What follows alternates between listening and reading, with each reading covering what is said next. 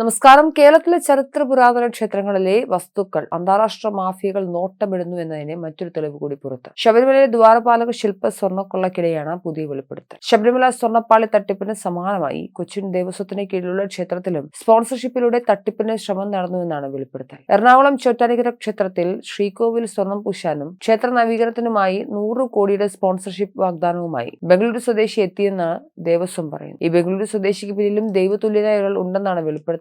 ചോറ്റാനിക്കര ക്ഷേത്രത്തിൽ സ്പോൺസർഷിപ്പിന്റെ മറവിൽ തട്ടിപ്പ് നടത്താനുള്ള ശ്രമം തടഞ്ഞതിന്റെ വെളിപ്പെടുത്തലിലാണ് കൊച്ചിൻ ദേവസ്വം ബോർഡിന്റെ വിജിലൻസ് ഓഫീസറായിരുന്ന RK ജയരാജ് നടത്തിയത്. ഒന്നാം പിണറായി സർക്കാരിന്റെ കാലത്ത് കടകംപള്ളി സുരേന്ദ്രൻ ദേവസ്വം മന്ത്രിയായിരിക്കുമ്പോഴാണ് സംഭവം. 2019-20 കാലയളവിൽ ചോറ്റാനിക്കര ക്ഷേത്രത്തിൽ ശ്രീകോവിൽ സ്വർണം പൂശാനും ക്ഷേത്ര നവീകരണത്തിനുമായി 100 കോടി രൂപയുടെ പദ്ധതിയുമായി ബംഗളൂരു സ്വദേശിയായ ഗണശ്രാവൺ എന്നയാളെത്തി. വലിയ ബിസിനസ്സുകാരാണെന്ന് പരിചയപ്പെടുത്തി മുകളിൽ നിന്നുള്ള നിർദ്ദേശത്തിന്റെ അടിസ്ഥാനത്തിലാണ് ഇയാൾ എത്തിയതെന്നാണ് വെളിപ്പെടുത്തൽ. ഇയാൾക്ക് ക്ഷേത്രത്തിൽ വലിയ സ്വാതന്ത്ര്യം നൽകിയിരുന്നു. പദ്ധതിയുമായി ബന്ധപ്പെട്ട് 6 മാസത്തോളം അവിടെ തുടർന്നു. എന്നാൽ അന്വേഷണത്തിൽ വാഗ്ദാനങ്ങളെല്ലാം കള്ളമാണെന്ന് വെളിപ്പെട്ടു. ആന്ധ്രയിൽ ഉൾപ്പെടെ പല സ്ഥലങ്ങളിലും ക്ഷേത്രങ്ങളുടെ പേരിൽ പിരിവ് നടത്തി തട്ടിപ്പ് നടത്തുന്നയാളാണെന്നും വ്യവസായി നൽകിയ വിലാസവും ആസ്തിയും ഉൾപ്പെടെ വ്യാജമാണെന്ന് തിരിച്ചറിവ് പിന്നാലെയാണ് പദ്ധതി ഒഴിവാക്കി. സ്പോൺസർക്ക് കൃത്യമായി പദ്ധതി നൽകാൻ കഴിയാത്തത് കൊണ്ട് തന്നെ അന്ന് പദ്ധതി ഉപേക്ഷിച്ചു. വിജിലൻസ് SP യുടെ ഇടപെടലാണ് നിർണായകമായത്.